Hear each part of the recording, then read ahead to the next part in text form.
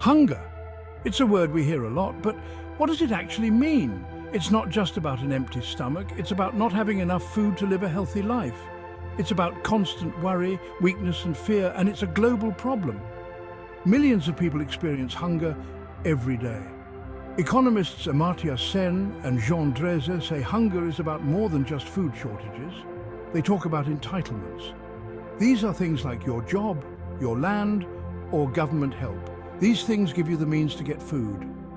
Hunger isn't just about a lack of food, it's about a lack of access. It's about systems that fail people. It's about poverty, inequality, and injustice. And that's something we can fight against. While Dreze and Sen's work is comprehensive, it has faced critiques. Critics argue it overemphasizes entitlements and overlooks market mechanisms. They also point out the complexity of its theoretical frameworks and the limited focus on environmental factors and gender dimensions.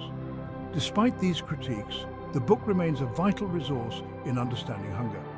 It highlights the need for a balanced approach, combining public action with market solutions.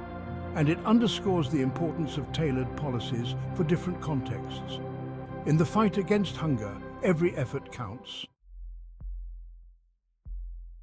Imagine a world where food is like a concert ticket. You need a ticket to get in, right? In this case, your ticket is your entitlement. It's what allows you to buy food and put it on your table. Your job is a big part of your entitlement. It gives you the money to buy food. Owning land and growing your own food is another way to get your ticket. Sometimes people can't earn enough or grow their own. That's where government programs come in. Things like food stamps or welfare can be a lifeline. Entitlements are the key to food security. When they work, people eat. But when they fail, hunger is the result. So, what happens when people lose their entitlements? Their access to food disappears. Think about a farmer who loses their land because of drought, or a factory worker who gets laid off during an economic crisis. Suddenly, their ticket to food is gone. They can't afford to buy food anymore. And if there's no safety net, like government assistance, they face hunger. Wars and conflict can also destroy entitlements. They disrupt farming, destroy jobs, and displace communities.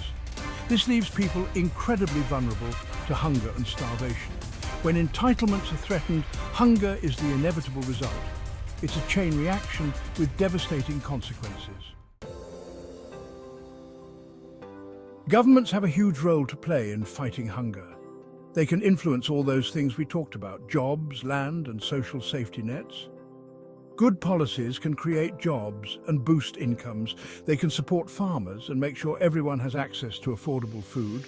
And they can provide a safety net for those who need it most. But bad policies, they can do the opposite. They can lead to poverty, inequality, and conflict. And that makes hunger much, much worse. Governments need to step up and make food security a priority. It's not just about feeding people, it's about creating a world where everyone has the right to food. Section 5, Case Study, The Great Bengal Famine, a man-made disaster. The Bengal famine of 1943 was a tragedy. Millions of people died from starvation in British India. But here's the thing, there was actually enough food in Bengal at the time. So, what went wrong? Wartime policies and economic disruption messed with food distribution. Prices skyrocketed and people couldn't afford to eat. The British government's response? Let's just say it wasn't great. They prioritized wartime needs over the needs of the Bengali people. The Bengal famine is a brutal lesson. It shows how government policies can make or break a country's food security. It's a reminder that hunger is often a political problem. Section 6, Case Study, China's Success Story, Fighting Hunger with Policy. Now for some good news. China has made amazing progress in fighting hunger. In the late 1970s, almost 30% of people in rural China were living in poverty. But by 2016, that number had dropped to less than 4%. How did they do it? With smart, focused policies, they invested in agriculture, improved rural infrastructure, and expanded social safety nets.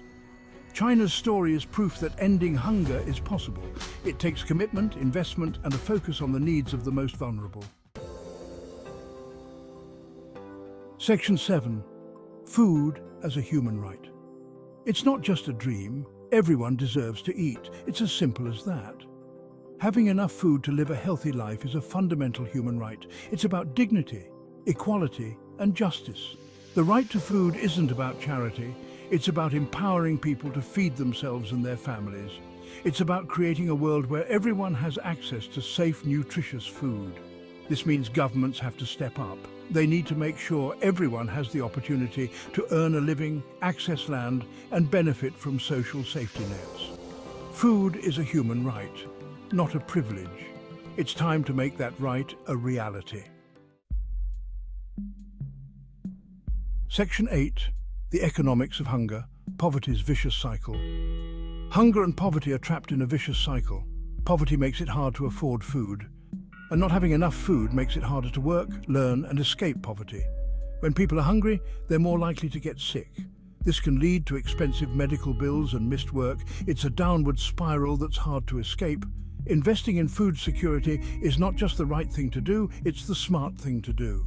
It boosts economies, improves health, and creates a more stable and prosperous world. Section 9. The politics of hunger, power, conflict, and neglect. Hunger is often a political problem. Governments and those in power sometimes ignore or even weaponize hunger for their own benefit. Conflict and instability can disrupt food production and distribution, leading to widespread hunger. And sadly, food aid is sometimes withheld or used as a bargaining chip in conflicts. Corruption can also play a role. When governments are corrupt, resources that should be used to fight hunger end up in the pockets of the powerful few. Addressing the political dimensions of hunger is crucial. It requires holding leaders accountable, promoting peace, and ensuring good governance. Section 10. A call to action. We can end hunger. We can end hunger. It's not a pipe dream, it's a real possibility. But it takes all of us working together. Governments need to make food security a top priority. They need to invest in agriculture, create jobs, and strengthen social safety nets. International organizations need to provide support and assistance where it's needed most.